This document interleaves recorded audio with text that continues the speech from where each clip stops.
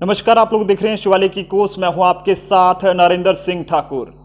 24 अक्टूबर एक ऐसा अहम दिन है उन बच्चों के लिए जो काफ़ी वक्त से केएस एग्ज़ाम की जो हो प्रेपरेशन कर रहे थे, लेकिन अब वो वक्त आ चुका है। 2 ही दिन के बाद इन तमाम केएस एस्पिरेंट्स का एग्ज़ाम होने वाला है जम्मू कश्मीर में। तो ऐसे में शिवालिक की कोस ने ये कोशिश करी कि उन तमाम बच्चों के लिए जो काफ़ी वक्त से इस चीज़ के लिए मेहनत कर रहे थे कि हम कब अपना एग्ज़ाम वहाँ पर दें और एक उस एग्ज़ाम को क्वालिफाई करके एक बेहतर मुकाम जो है वहाँ पर जाकर हासिल करें। तो इसलिए आज हम आ चुके हैं IAS KS ऑफिसर के पास और यहाँ पर हम ऐसी टिप्स और ट्रिक्स आप लोगों तक पहुँचाएंगे ताकि आपको एग्ज़ाम देते वक्त कोई भी किस तरह की दिक्कत ना हो, एग्ज़ाम देते वक्त आप कोई भी किस तरह के डिप्रेशन में ना जाएं। आपको बता दे चलें कि 2018 में इसकी सीट जो है वो निकाली गई थी और अब लगभग 2 साल बाद जो है वो इसके लिए सीट्स निकाली गई हैं। तो ये मानकर चलें ये बहुत एक गोल्डन टाइम है, यानी कि गोल्डन अपॉर्चुनिटी है और इसको आपने कभी भी अपने हाथों से नहीं जाने देना है। तो इसलिए हम पहुंचे हैं IAS KS ऑफिसर्स के पास। प्रीति जी हमारे साथ हैं, इनसे बातचीत करेंगे। मैम, सबसे पहले तो आपका स्वागत है और बहुत बहुत शुक्रिया जो आपने हमें अपने कीमती वक्त दिया। Thank you so much ji ma'am, बताएं कि जिस तरह से 24 अक्टूबर का एक बहुत ही अहम दिन है, हर एक बच्चे में यही मंशा है कि हम उस एग्ज़ाम को क्वालिफाई करें जिसकी हम काफ़ी वक्त से जो हो प्रेपरेशन कर रहे थे। तो इसके बारे में थोड़ा आपसे टिप्स और ट्रिक्स जो है वो जानना चाहेंगे ताकि तमाम जो व्यूअर्स हमने देख रहे हैं उन तक वो पहुँच सके। First of all I would like to give best wishes to all the aspirants जो भी इस एग्ज़ाम को संडे को देने वाले हैं। ये एग्ज़ाम जो है एक बहुत इंपॉर्टेंट एग्ज़ाम है, जैसे कि आपने भी कहा कि ये 2 साल के बाद आ रहा है। इम्पॉर्टेंट क्या है उसके बारे में तो हम एक अलग से वीडियो करेंगे कि जिसमें हम उनको golden opportunity and all that stuff समझाएंगे। लेकिन इस टाइम पे मुझे लगता है कि मेन फोकस होना चाहिए कि किस तरीके के ट्रिक्स जो हैं वो बच्चों को, या टिप्स जो हैं जो बच्चों को यूटिलाइज़ करने हैं कमिंग एग्ज़ाम में। सबसे पहले तो सिचुएशन ऐसी रही है 2 सालों में कि स्टूडेंट्स अपनी तरीके से प्रिपेयर बेचारे करते रहे, लेकिन क्योंकि इंस्टीट्यूट्स बंद रहे या डिफरेंट प्लेटफॉर्म्स के थ्रू वो करते रहे और नेट की भी बहुत प्रॉब्लम रहती थी। तो अब बच्चे जो हैं, अब जब उनका टाइम आया है तो उनके पास इंपॉर्टेंट टिप्स जो है वो ज़रूर होने चाहिए। तो द ऑफिसर्स हमेशा कोशिश करता है कि हम हर स्टूडेंट की जो है वो मदद कर सकें। तो उसको लेके ये आज मैं बच्चों को कुछ टिप्स बताने वाली हूँ। सबसे पहला जो फेज़ होगा उस पर हम बात करेंगे टाइप्स ऑफ क्वेश्चंस की, कि किस तरीके के क्वेश्चंस आएंगे। बहुत क्वेरीज आती हैं इसको लेके कि किस तरीके के क्वेश्चंस आएंगे। तो ज़्यादातर स्टूडेंट्स जो हैं वो 2018 के पैटर्न को ही फॉलो करने की कोशिश कर रहे हैं कि वहाँ पर जैसा पेपर आया था वैसे ही 1 लाइनर क्वेश्चन जो हैं वो आएंगे। तो मैं आपको ये बता दूँ कि वैसा कुछ भी नहीं होने वाला है, उस तरीके का पेपर जो है वो बिल्कुल भी नहीं आएगा। रादर क्वेश्चन जो है वो आपके बेसिक्स होंगे, आपकी कंसेप्चुअल पार्ट होगा, आपका अप्लाइड पार्ट होगा और एनालिटिक होगा। तो इसीलिए आपकी ये 4 अप्रोचेस होनी चाहिए जब भी कोई एग्ज़ाम आप देना चाहते हैं। ये मैं अपने बेसिस पे नहीं कह रही हूँ कि मुझे ऐसा लगता है, ये मैं ये कह रही हूँ कि पिछले जितने भी एग्ज़ाम्स 2018 के बाद चाहे JKSSB ने ही कंडक्ट करवाएं, उन्होंने भी बहुत कंसेप्चुअल पेपर दिया है। तो ये तो KS है, इसका लेवल तो ऑलरेडी जो है वो काफ़ी हाई रहता है। तो दैट मीन्स सबसे पहले आपको ये पता होना चाहिए किस टाइप के क्वेश्चंस आएंगे। दूसरा जो चीज़ आपको यहाँ पे फोकस करना है वो है अप्रोच, कि आपको MCQs को सॉल्व करने की अप्रोच कैसी होनी चाहिए। तो अगर आप देखेंगे तो PSC ने बहुत जुडिशियस वे में पूरे पेपर को डिवाइड किया होता है। उसमें से कुछ पार्ट ऐसा होता है जो अनएक्सपेक्टेड होता है, जो आपको बिल्कुल भी नहीं आता। जैसे कोई ऐसा कंपोनेंट है जो शायद आपने प्रिपेयर नहीं किया और उसके ज़्यादा क्वेश्चंस आ गए। कुछ ऐसा कंपोनेंट आपने प्रिपेयर तो किया लेकिन उसके क्वेश्चंस नहीं आए, कहीं और से आ गए। तो इस वजह से वहाँ पर जो आपकी जो नीड ऑफ द आवर है वो ये है कि आपको पैनिक नहीं होना है, आपको परेशान नहीं होना है, प्रेशर में नहीं आना कि अब हम क्या करेंगे। क्योंकि हर पेपर में कुछ क्वेश्चन जो हैं वो स्पीड ब्रेकर की तरह होते हैं। स्पीड ब्रेकर का मतलब ये है कि 10 से 15 क्वेश्चंस ऐसे होते हैं जो किसी को भी नहीं आते, चाहे आप जितनी मर्जी प्रिपरेशन कर लो वो किसी को भी नहीं आते। तो इसीलिए वहाँ पे आपको परेशान नहीं होना है। आपने पूरे पेपर को 3 फेजेस में डिवाइड करना है। फर्स्ट फेज जो है उस पर आपने उन क्वेश्चंस को सॉल्व करना है जो कि शॉर्ट आंसर जिसका आपको पता होता है। जैसे 1 लाइनर कुछ होंगे, 1 लाइनर भी होंगे, कुछ होंगे ऐसे कंसेप्चुअल क्वेश्चन है बट आपको वो आते हैं।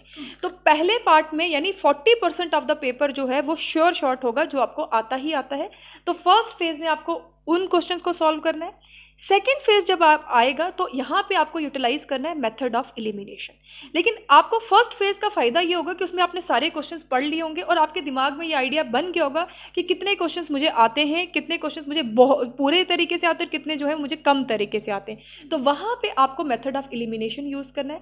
मेथड ऑफ एलिमिनेशन का मतलब ये है कि यहाँ पे 30% पोर्शन उसी का बना है कि जिसमें आपको 2-3 ऑप्शन है और 3 ऑप्शन में शायद एक ऑप्शन आपको आता है और बाकी ऑप्शन आपको नहीं आते हैं। तो उस केस में आप उनके सॉल्यूशंस में उस ऑप्शन को जो है वो वहाँ पे एलिमिनेट कर सकते हैं जो आपको पता है कि जैसे फॉर एग्जांपल नॉट, कई बार बहुत सी ऐसी स्टेटमेंट्स होती हैं जिसमें नॉट लिखा होता है कि which among the following is not correct. तो वहाँ पे अगर आपको फर्स्ट या सेकंड में से एक पता है कि वो करेक्ट नहीं है तो आप आराम से एलिमिनेट कर सकते हैं इस सॉल्यूशंस में से कि कौन सा सही है और कौन सा गलत है। और थर्ड फेज जो होता है वहाँ पे अब आपको थोड़ी सी आपकी इंट्यूशंस होती हैं जो आपको वहाँ पे मदद करती हैं। इंट्यूशंस क्यों होती हैं? क्योंकि आपने इतना पढ़ा होता है कि ऑलमोस्ट हर एक क्वेश्चन आपके माइंड से कहीं ना कहीं आपने पढ़ा ही होता है। तो वहाँ पे आपको इंट्यूशन, लेकिन वो इंट्यूशंस आपने लॉजिकल इंट्यूशंस यूज़ करनी है। तो मतलब जो 10% वहाँ पे पेपर है उसमें से 5% आप वहाँ पे आराम से सॉल्व कर सकते हो।